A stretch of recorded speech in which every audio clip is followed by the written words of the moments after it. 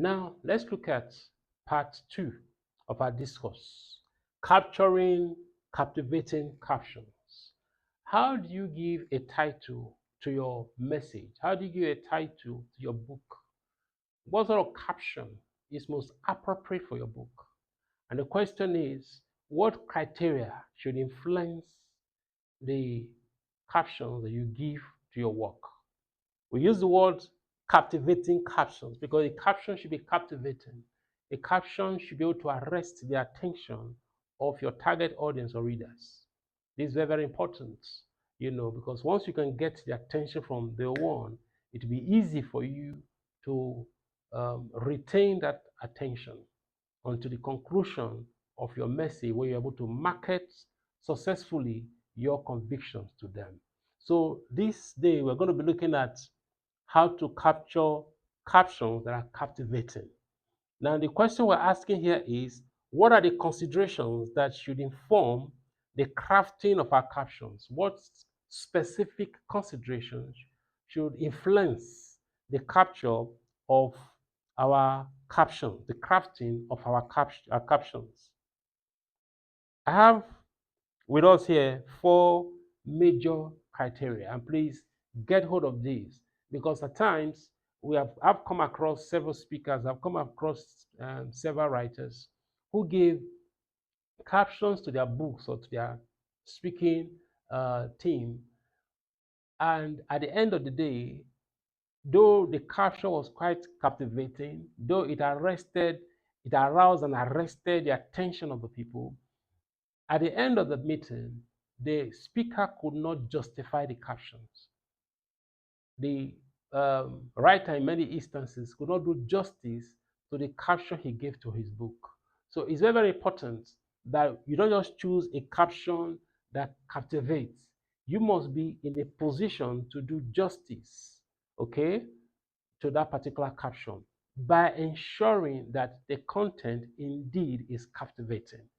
Why have a captivating caption and then the content is not captivating? So to ensure that our captions are captivating and not just captivating alone, that they are indeed aligned with the body of our subjects we are going to be discussing today. All right, the things we should consider while choosing captions, while crafting captions. The first head we're writing here is that a caption should be introductory. A caption should introduce your audience, your readers, to the body knowledge of your work. Now, here's the point that is very important. Whenever you have a disconnect between the caption and the body of your work, many people will refer to your work as quack. They will say it as misleading. Okay?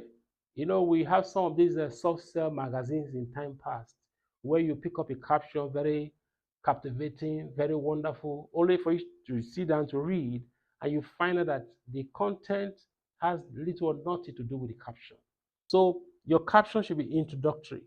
Then, secondly, your caption should be able to arrest the attention of the reader.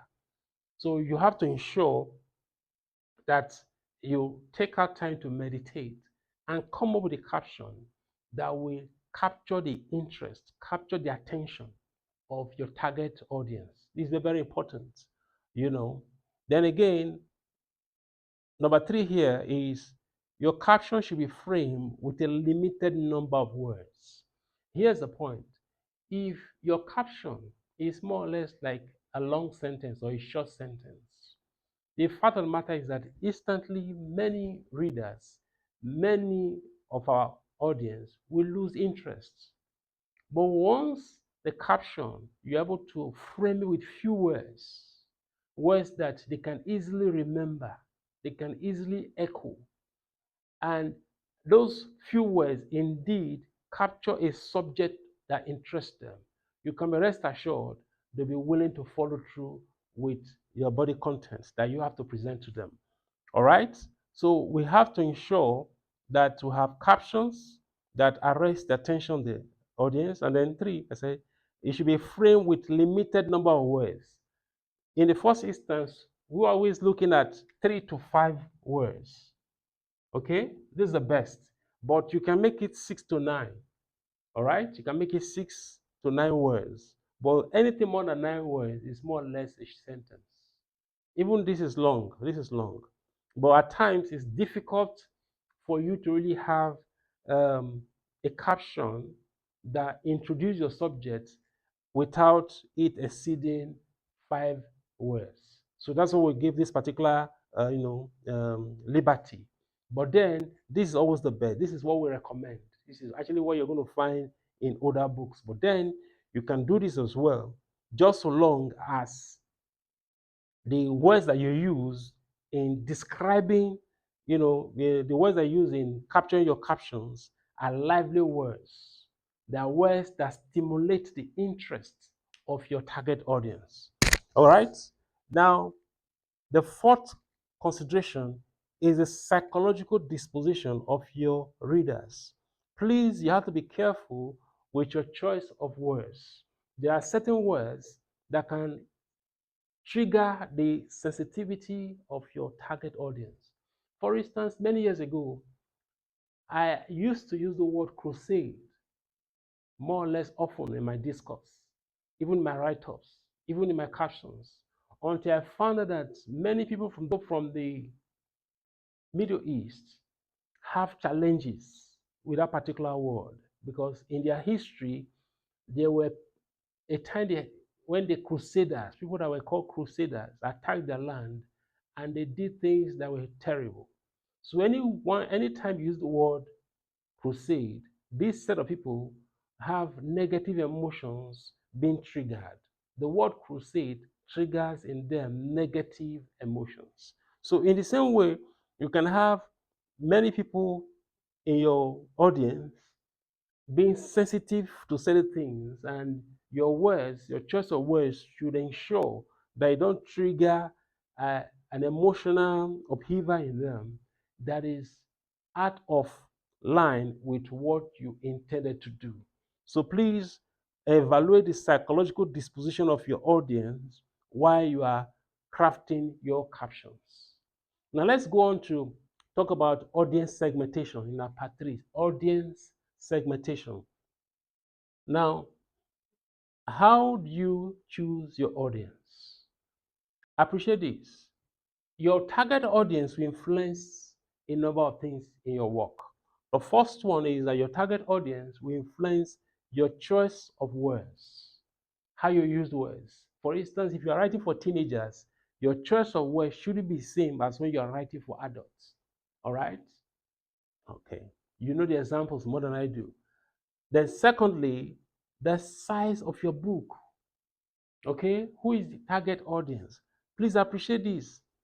If you are writing for youths in the main, not general, but in the main, it's important that you do books that are shorter because the attention span of the youth of today is much, much shorter than what it used to be, and definitely shorter than those of the older generation. So if you are writing a book on relationship and you do a 400-page book, you can be rest assured that the youth who happens to be your target audience, target readers, will not be interested in reading it because the book is too voluminous. So the size of your book plays a role, in helping you to capture the audience that you are targeting. All right. Then the third consideration here is the extent of complication you're writing. When you are writing again, for instance, for youth, you ought to make your work as simple as possible. When you're writing for a group of people who are not that lettered, it's advisable to make your work as simple as possible. But once it is complicated, once the reasoning in your work is deep, you can be rest assured that certain sets of people will not be in tandem with you. They will not be in agreement with you. Not that they're not in agreement with what you're communicating, your content. They are not um, in agreement, okay, holistically with what you are doing. As a matter of fact, they will have perceptions of you and your content that are completely contrary. to reality. So, in order not to trigger negative emotions, it's important that uh, your target audience, you allow your work, the complication of your work to differ. It could be simple, it could be complicated, depending on the target audience that you have in mind. Now, before you begin to write, it's important that you segment your audience. Okay, I want to just share with us now a number of criteria that should influence the segmentation of audience. All right, who exactly do you want to write for? Who do you want to speak to? Because this will influence a lot of decisions that you need to make. So you need to sit down and evaluate it thoroughly. Let me give you some criteria you can use in evaluating your audience, in segmenting your audience. The first one is age. Are you talking about teenagers or adults?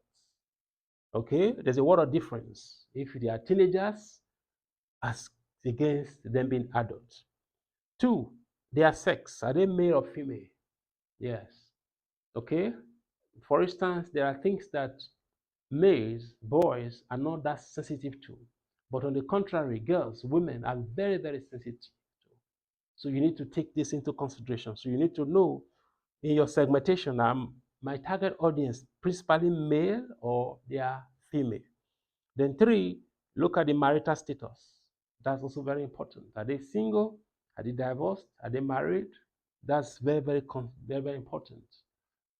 For instance, a divorcee who has had all kinds of marital experiences may have a lot of bottled up resentments and emotions in them that if you say certain things in your write up or in your presentation, you can trigger all kinds of negative emotions. Why? Because you're not sensitive that amongst your audience is a woman who is divorced, a woman who has had a very terrible experience with marriage.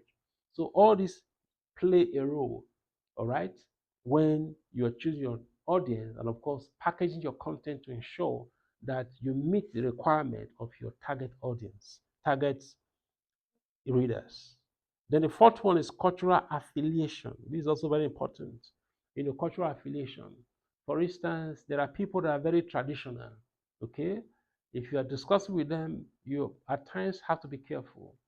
Unlike when you're talking to Muslims or you're talking to Christians, you know, please always evaluate the cultural affiliation of your target audience. All right. Then again, the interests. Generally, this is about the interests. What interests them the most? This normally is an opening. Interest oftentimes is that talk about the interest of your target audience or readers gives you an opportunity for you to capture the attention from the beginning of your work. All right. Then the sixth one here is exposure. To what extent are they exposed? Well, please appreciate that exposure and education they go hand in hand. There are many people who are exposed who are not that educated, but oftentimes from experience, I can tell you this: they often act as if they are highly educated. All right. But when you are times you have people who are educated and unfortunately not exposed, oftentimes you tend to think when you interact with them that these ones are really not that educated. Or as we used to put it in time past, they went through the school, but the school didn't go through them. All right. Mhm. Now, concerning part two and three, I also have some exercises for us that we need to do. Under capturing captivating captions, I want you to give the subject that you chose earlier on, give us a caption, at least three captions. All right. Give us three captions on the various subjects that you choose in the last exercise. Then, under the audience segmentation, please answer the question, who is your target audience? So the subject you choose, who exactly is the people that you have in mind to write